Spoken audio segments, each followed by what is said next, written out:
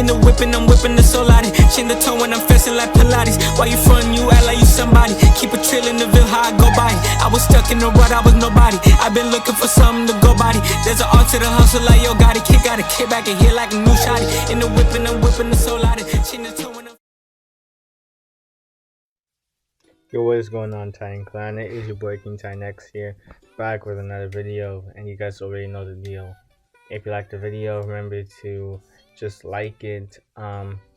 If you want, you guys should also share the video. On top of that, maybe hit the subscribe button, and just for the sake of it, comment below what your thoughts on the video were.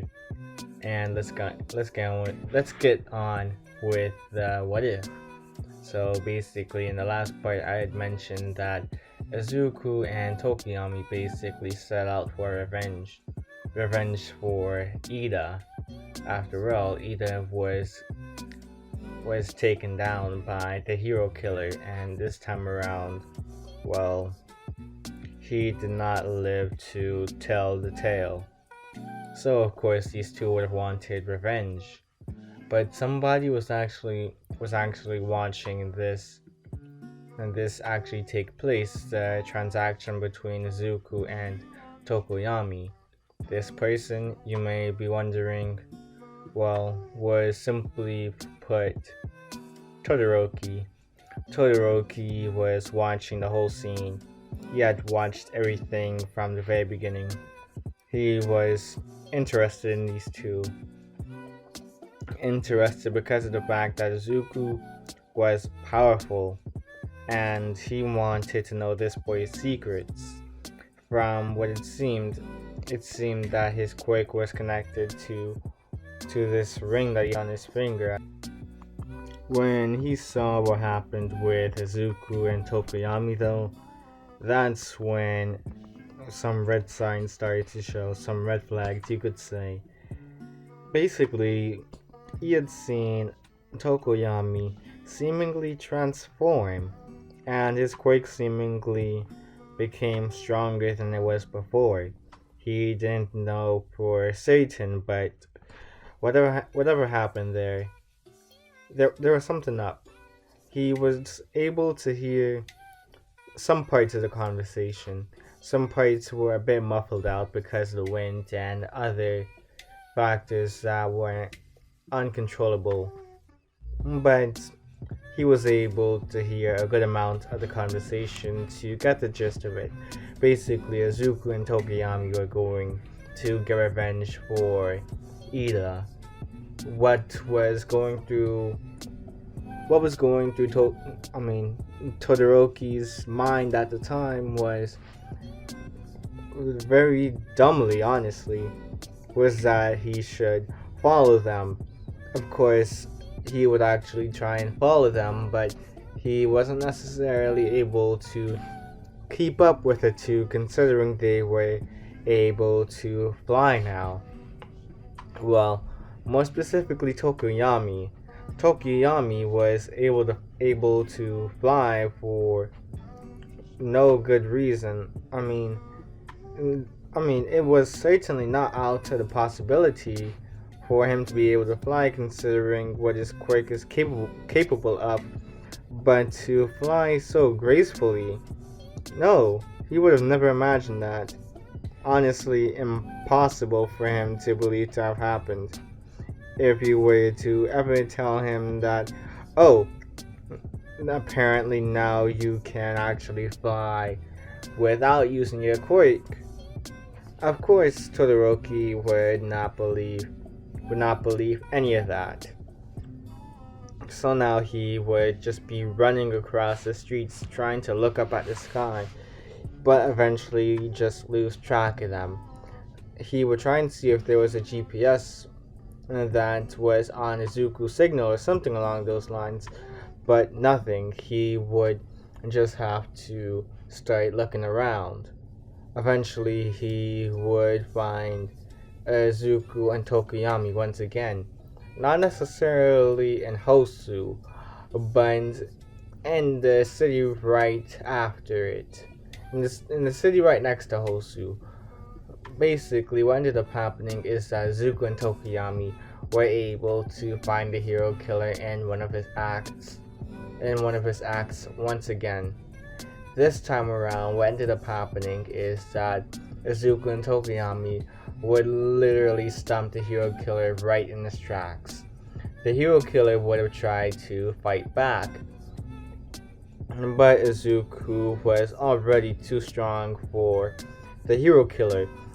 With the addition of Tokoyami in the mix, it was basically overkill at this point, because Tokoyami's quirk, Dark Shadow, also relied on emotions. It was more docile when the emotions were controlled, but when they were having such strong emotions flowing through them, like rage, anger, sadness, all those sort of emotions, and it's dark. Yeah, no, there's no way to really stop that behemoth. That thing would go completely berserk, and the hero killer had to learn the hard way. The hero killer would have tried to fight, but it was inevitable. It would be inevitable that he would lose here. He was outgunned, he was overpowered, he was just too weak for these two with the Red Lantern rings. If it weren't for these Red Lantern rings, these power buffs they were having at the moment, this would have never happened. Todoroki would have witnessed it all and just be in pure shock.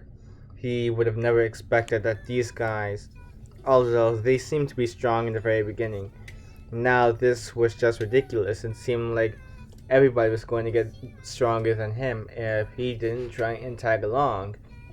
He realized that these rings were apparently some sort of power boosters, and he wanted in on them. He didn't really know the whole mechanics around these rings though. So he would have ended up trying to confront Izuku and Tokoyami right after they had defeated the hero killer. Izuku would have asked why Todoroki was there. Todoroki would have just told him the same thing. He would have asked him why he was here as well.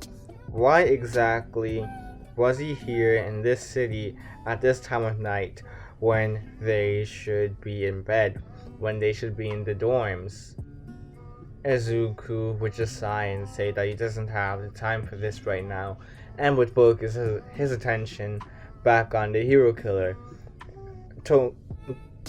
Todoroki would say that he would be willing to report them if he did not explain what was going on. Izuku said that they were already planning on leaving UA at this point, because honestly, UA is kind of weak right now.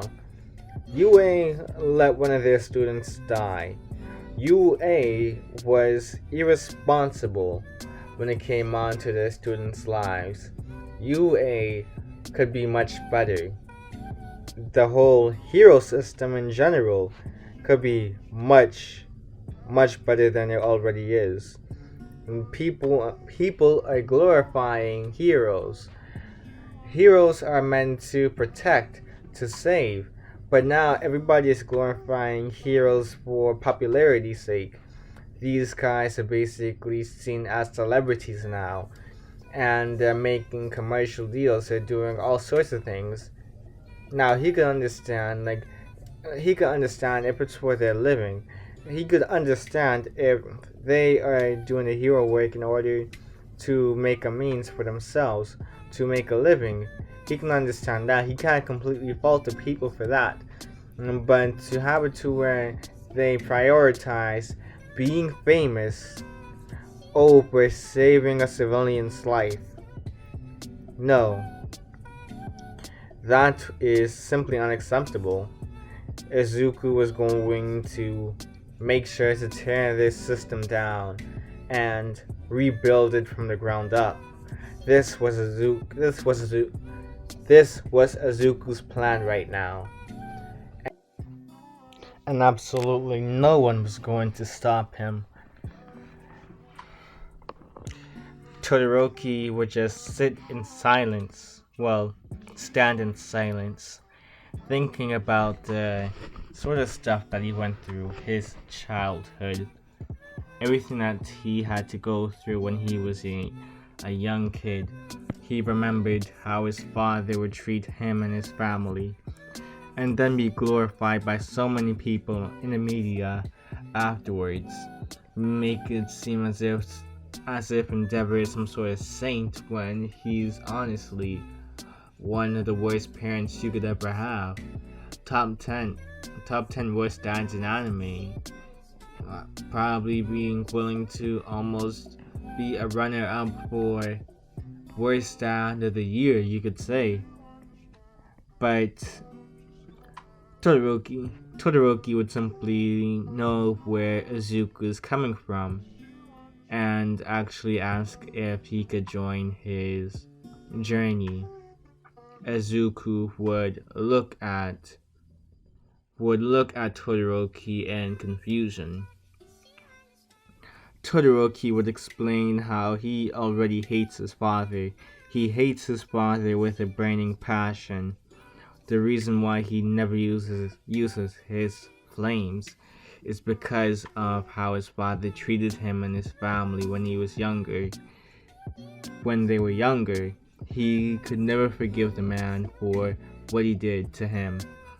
And on top of that, now that he's hearing about how there is a chance he could rebuild the hero system and expose the frauds like Endeavor, he would be all up for it, honestly.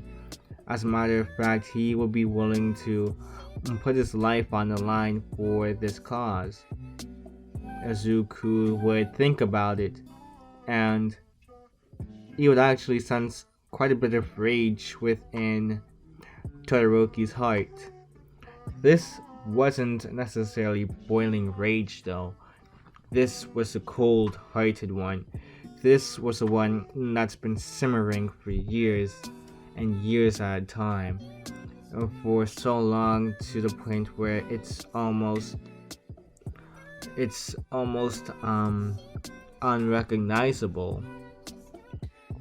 If you were to open a pot though, that's when everything would be released. Izuku decided that he would actually allow this to happen. He would actually call for a red ring. And he would actually call for a red ring. He was going to be the second in Izuku's army. He was only going to make an army of 10 people for right now. 10 would be good enough to take down this whole world of heroes and really build it up anew. He already knew that when it came on to just having one of these guys, they were already stronger than what many people would see as strong heroes. These guys would be mopping the floor with some of these pro heroes, being able to do much more than the regular heroes would be able to do. So Izuku was basically planning on creating his own task force at this point. Izuku would call for the red ring and recite the oath.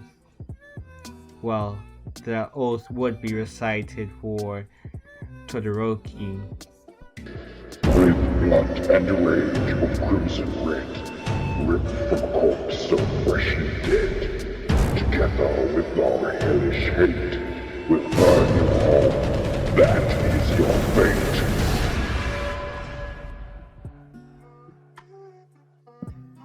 Izuku realized that this process was going to take a while. He had originally sent these out thinking that they were going to immediately pick their hosts, but it had been quite a while now. They were going to need to speed up this process. So this was why he was also leaving UA, in order to really boost this process, make things go much faster than they originally were going to go. Izuku Tokoyami and Todoroki would all be on their way. When it came on to Todoroki's outfit, it would be similar to his in-canon outfit. His season 3 outfit, I believe. Except for the fact that, well, there isn't a bunch of ice covering it.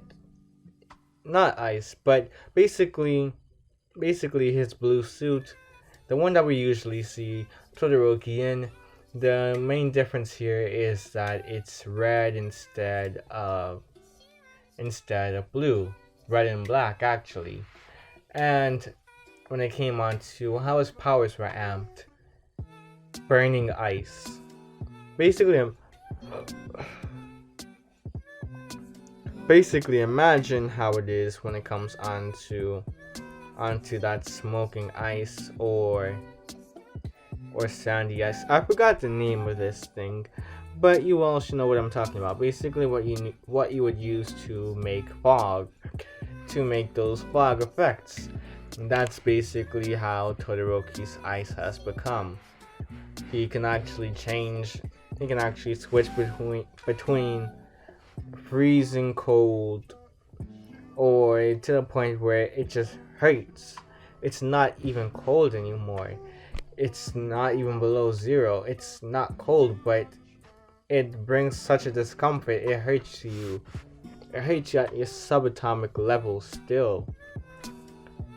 So this was what Todoroki had. Although his fire was amped as well, he would never ever use it. He made a vow not to use his fire, and he was going to hold up to that vow until he died.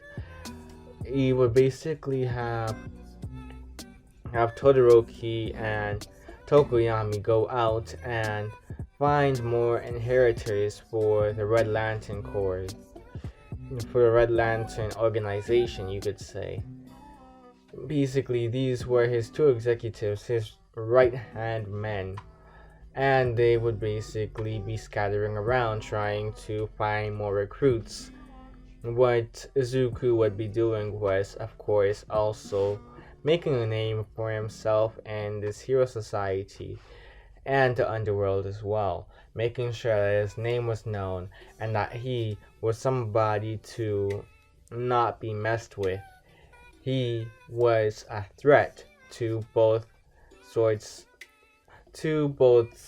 of the coin. Nobody wanted to mess with this middle ridge. Nobody wanted to mess with this guy, because after months, of course, these guys would start to really form a bit of a body count.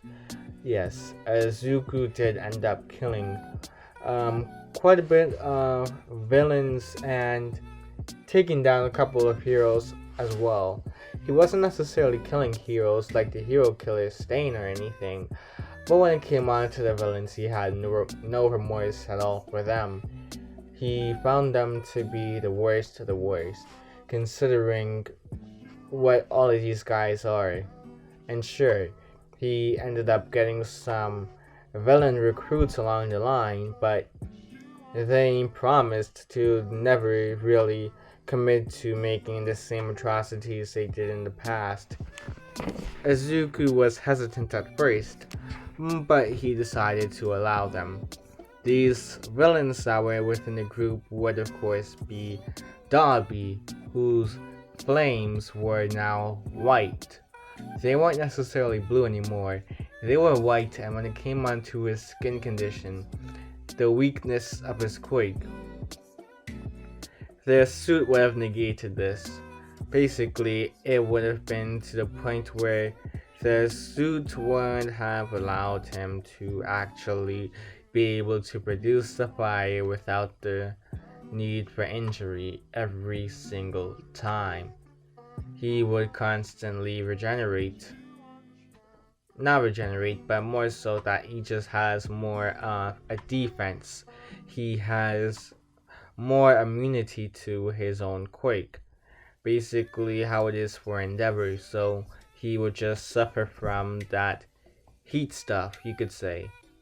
Although to Although when it came on to him, he wouldn't have to worry about the heat as much, especially with the fact that he is able to use more of his Red Lantern abilities in order to make up for whenever he is not able to use this quake because of the heat strokes he was having.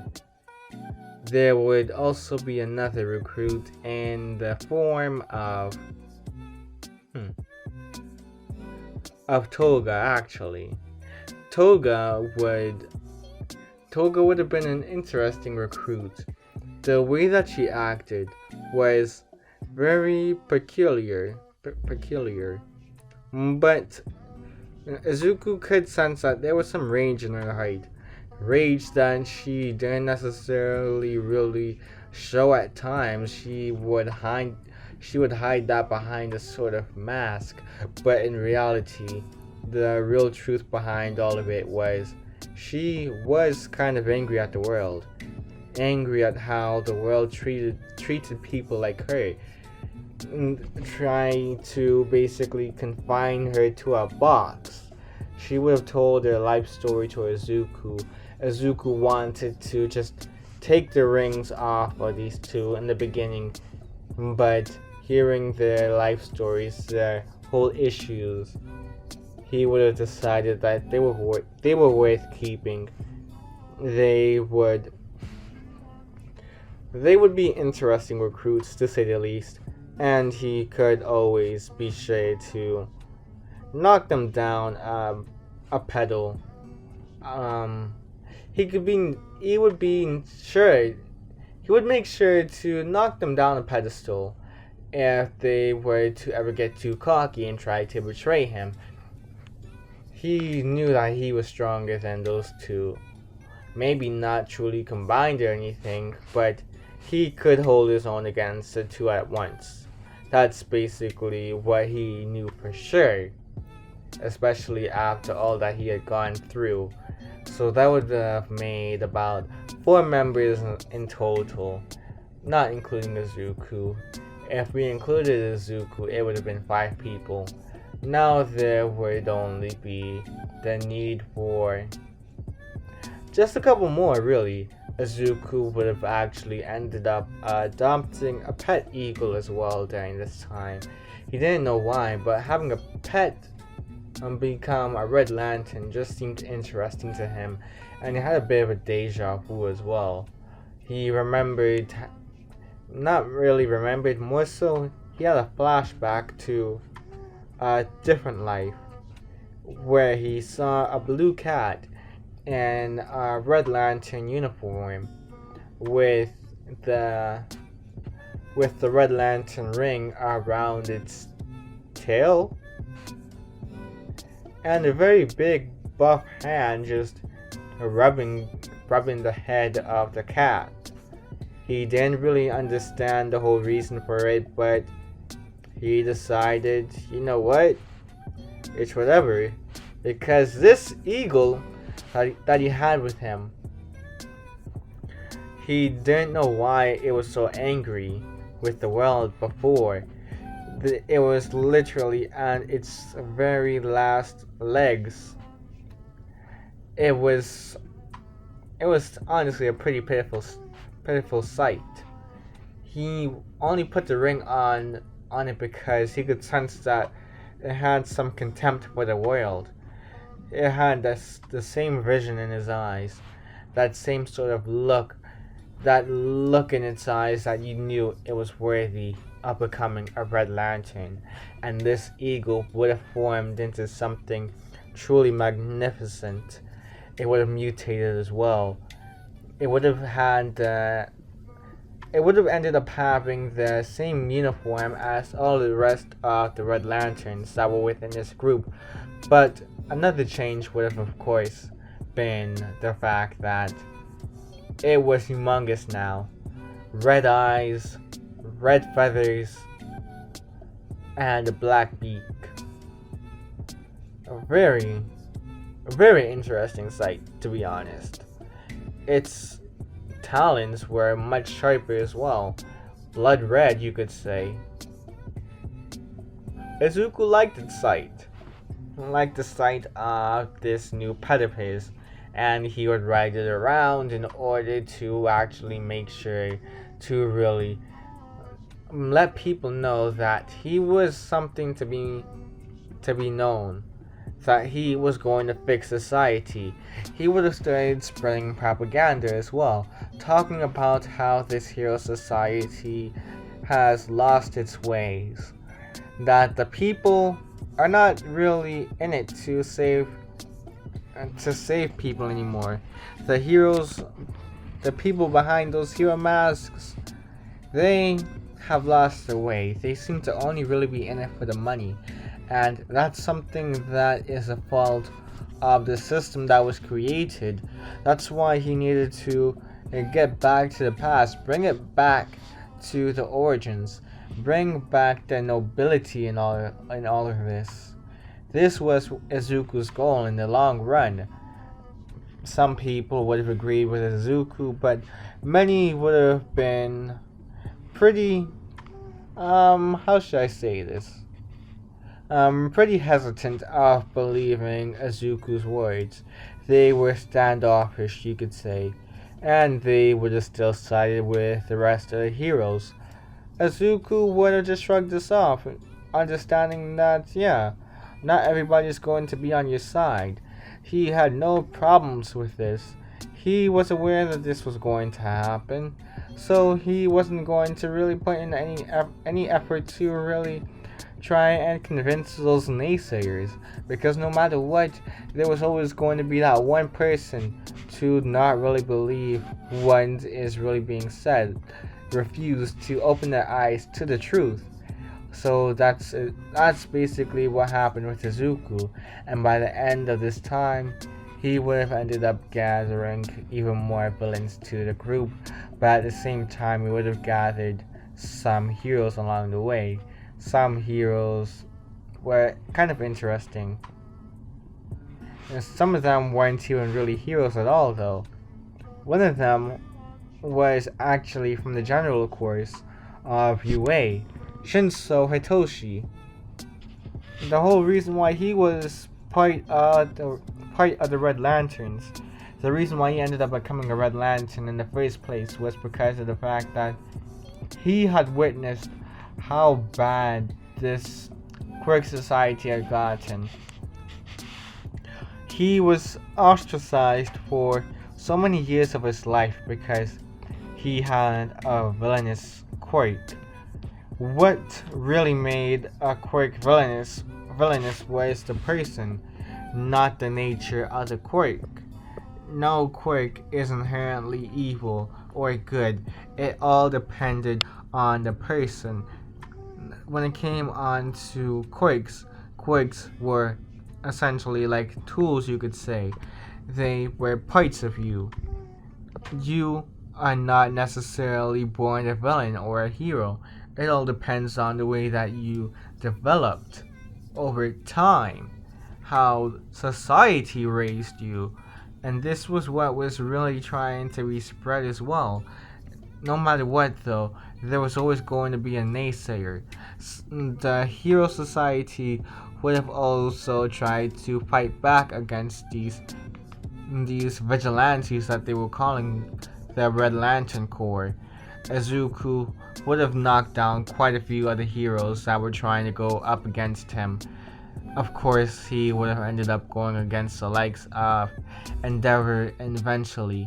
But when it came on to this fight, he would have to admit that this one was a bit of a struggle, but he realized that he would only ever grow stronger from these fights. He would only ever grow from these fights and really grow to the point where he would be able to look at the likes of All Might and really show that he is somebody not to be messed with. That although Toshinori Yagi was a good man at heart, he had kind of lost his way. This was something that Izuku was trying to show to the man as well. Show him the error of his ways. That he was also a benefactor of this quirk society. So many people glorify this man, but at the same time, he's still a human at the end of the day. And humans make mistakes. He is not some sort of messiah. He is not some sort of deity. None of that. He is a human man. He is vulnerable. Just because most people cannot hurt him, it does not mean that he is indestructible. Far from it. There was always going to be weakness, and Izuku was going to try and expose that as well. So many prideful heroes dying so early on because of the fact that they thought they were the hardest buzz at the time, thinking that just because they had strong quirks meant everything. And this was what really irked him, considering how he was raised from the very beginning, always being taught that because of the fact that he was quirkless, he was nothing. He never believed in those sort of stories, and he was going to show these people that they were wrong. They were wrong to assume that the quirkless, those that had weak quirks, those who had villainous quirks, all of these things were meant to be ostracized, meant to be outcasts, all of this. He was going to show them that everything in this quirk society needed to be fixed, and this was what was really going on. It was originally starting with the heroes, but as he gathered more recruits, he would realize that no, this goes further than just the heroes, but it goes into how people view quirks in the very first place. This was what was going to need to be cleansed. And the very last thing I'll end this off with is the fight against All For One, Izuku and Tokoyami, alongside Todoroki as well.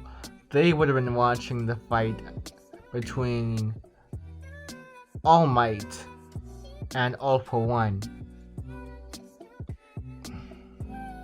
It was honestly a pretty pitiful fight for All Might.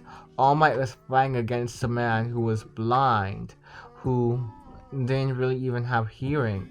This man was blind, deaf, and he barely even had much of a nose either. This man was lacking quite a bit of his senses. This man was disoriented the whole time, and he was still being able to go toe-to-toe with All Might. Izuku was wondering why All Might didn't just try and kill this man already. He noticed the pure rage in All Might's voice though when he heard that this man, Shigaraki Tomura, was actually the grandson of his master. This was a trigger. This was a trigger for All Might. Izuku didn't really know everything about All Might. He admitted that he was a fan at one point, but he didn't know everything about All Might. He didn't even know about the fact that this quirk he had was inheritable. He could pass it on to the later generations. He would have listened in and realized that this was a perfect opportunity. He would have ended up having a ring be sent to All Might. This ring would have attached to All Might's finger, and just like that, a burst of speed erupted from All Might, a burst of new strength. He was revigorated. He had so much more strength, more power, everything, and he was just fueled to the brim. Not only that, but he was also kind of starting to lose it, all at the same time. He was going up against All For One. All For One was confused and would try almost everything in his arsenal just to make sure that All Might would get off of him. Try and push All Might back, but he just kept on getting back up, even faster than before. He was 60 times stronger. It was as if he was back in his prime already, and he was in a new suit as well, red and black. Common scheme for most of these red lanterns. Oh jeez. He would have realized what was happening now. He wanted to get his hands on one of those rings for the longest, but it turns out that this was not going to happen because of the fact that this man, All Might, now had one of these rings, and with these rings, he was basically a goner. All Might would have pummeled Alpha 1 into the ground multiple times over. It would have been the Hulk against Loki at one point, you could say, just bashing him into the ground over and over again. And then All Might would have stomped on Alpha 1's skull before kicking him all the way into New Jersey. And that is how I will be ending off the video, because right afterwards, All Might would have gone on a crazed spree. Izuku would have made sure to stop All Might though. He would have teleported All Might to his base of operations, where he would have fell into the pool of blood, where he would cool down. He would gain his sense of morality once again, and even then, he was still kind of filled with his rage. He would have realized everything that was going on, and start to feel a sense of regret. But at the same time, he realized that he would have a new chance at life now. He had a new chance, and if he wanted to keep this chance going, he would have to ally with Izuku. Izuku would have informed All Might of the fact that if he were to ever remove this ring, he would die. This ring replaces your heart. This is a sad consequence of joining the Red Lantern Corps. All Might would have felt defeated but accept the offer. He really had no choice in the matter. Plus, he had the chance to really be able to do much more in society now. He wasn't troubled with some sort of, well, I don't know what to call it. Basically, that time limit he has. This 3-hour and dwindling time limit that he had before. It was long gone now. Even with One for All now passed on into the next generation, and him no longer really having One for All, it did not really matter because of the fact that the Red Lantern ring basically had it to where it brought him to his original sort of body. Not just that, but better than before, really. He was strong. He felt stronger. He felt much more energetic. Even in his prime, he never felt this sort of way. It's just that the adrenaline was rushing in through him at all times. It made it hard to sleep. Izuku would have said that that's just another consequence of having the Red Lantern ring. Great rage all the time. Use that rage in order to do something for the world. Use this rage in order to help rebuild this quick society, the society that failed us all. And of course, All Might would have went along with Izuku. This ragtag team would have continued to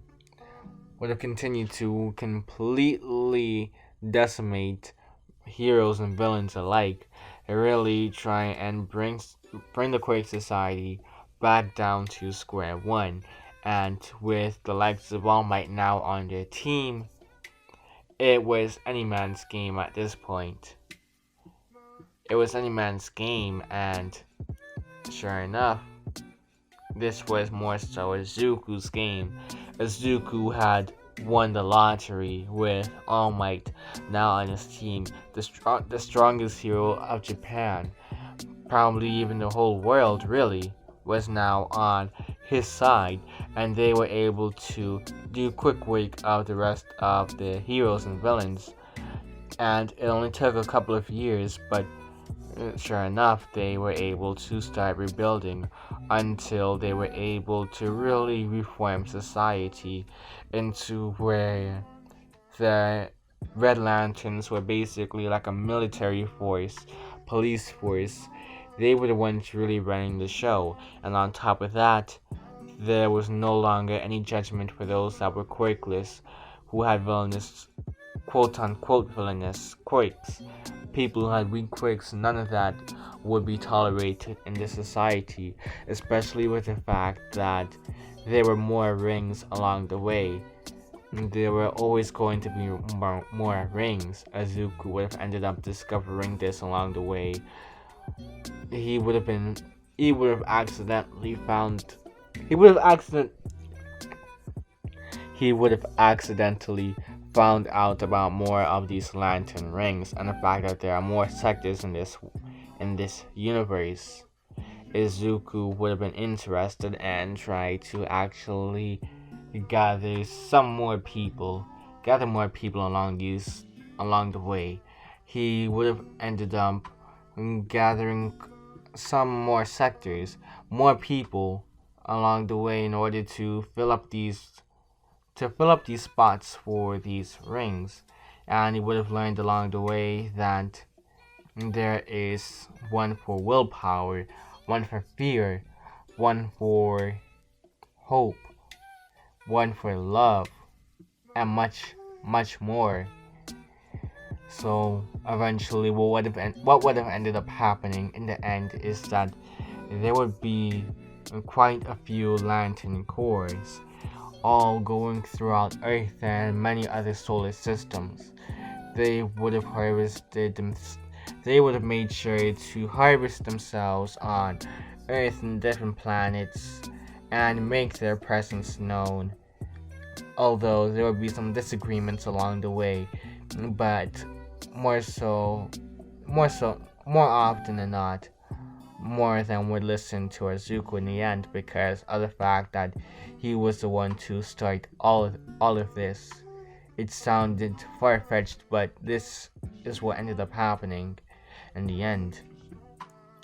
And no, Bakugo still does not get a lantern ring in the end because Azuku still has his grudges against Bakugo, although he would have had it to where Bakugo could still become a hero. Bakugo didn't really need any sort of lantern ring in the first place. And although Bakugo seemed to have cooled down in the later years, he also still didn't seem to be fit for any of the lantern corps, and he refused to have him join the Red Lantern Corps of all things. So yes, this is the end of the What If. This is the end of the story. It is King Titan X out. Remember to like, share, comment, and subscribe. Peace.